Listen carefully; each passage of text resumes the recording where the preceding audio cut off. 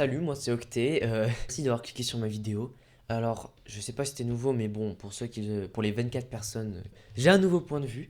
Enfin, j'ai décidé de changer l'emplacement de la caméra parce que, bon, bah, au départ, la vue à trois quarts, je me suis dit c'était pas incroyable. Et que pouvoir être en face, c'est mieux. Comme vous pouvez voir, c'est ma deuxième vidéo. Encore une fois, c'est une vidéo test, comme la première du terminal. Je me suis rendu compte pour la vidéo du terminal, ben, qu'il y avait plein de choses qui allaient pas. Par exemple, mon ton, j'avais l'air d'être dépressif pendant toute la vidéo et que encore une fois, le plan me plaisait pas du tout. Alors je me suis dit, comme deuxième vidéo, ça aurait été cool d'en faire une pendant les grandes vacances puisque j'ai le temps et il fait beau. Du coup, je peux faire des plans en extérieur. Je me suis rendu compte que l'idée est partie trop loin et que bah j'allais pas avoir le temps de faire quoi que ce soit. Et comme vous pouvez le voir, bah, la vidéo elle sort pas pendant les grandes vacances, mais après la rentrée. Mais j'ai des raisons.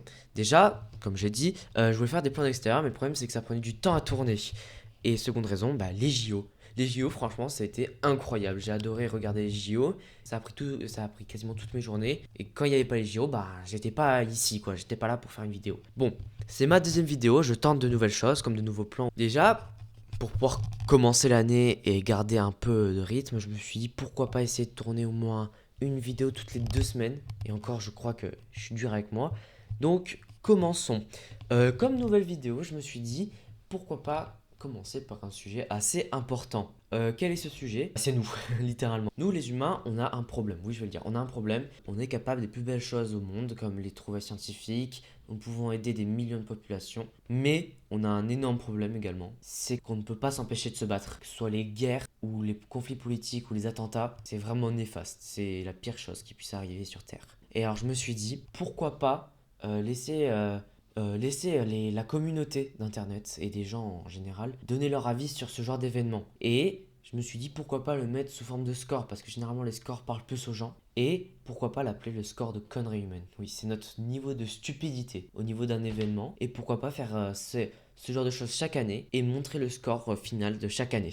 Donc je vais vous expliquer comment il marche. Alors, ce score, c'est comme une note que tu donnerais à un restaurant. Déjà, tu donnes le titre, ce serait le texte de la note. Tu renseignes l'événement auquel tu veux donner la note, soit par exemple un événement positif comme une reforestation ou un événement négatif comme une guerre. Donc ça, c'est la partie note, le titre. Puis, pour donner une sorte de commentaire, tu donnes justement le score. Le score est réparti en deux morceaux.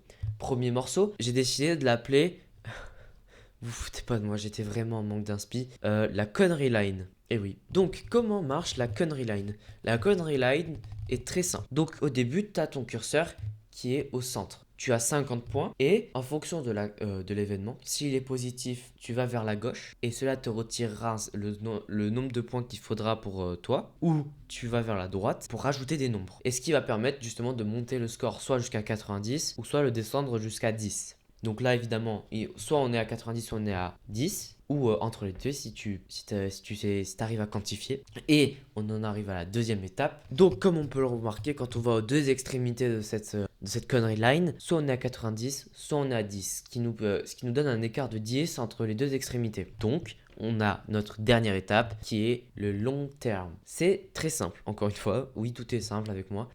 C'est encore une fois un curseur et cela va déterminer la durée de l'événement.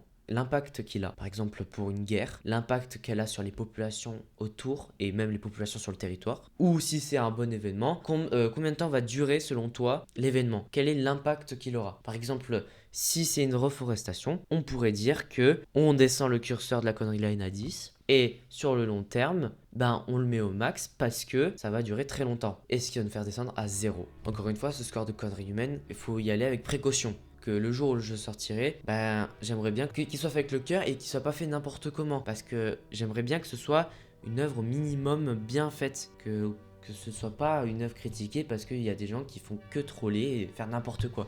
Donc, le jour où je sortirai ce projet, bah, j'aimerais bien avoir un minimum de sincérité au niveau des gens qui vont l'essayer. Alors oui, je sais, cette vidéo elle est un peu spéciale. Je sais pas trop comment la tourner sans être superficiel. J'essaie d'être le plus naturel. Vous me direz dans les commentaires pour ceux qui regardent ce que vous en avez pensé. Et vous pouvez me faire des retours si vous voulez pour savoir comment je pourrais modifier ça. Je pourrais vous donner ici un exemple une sorte de schéma pour à quoi ressemblerait le projet.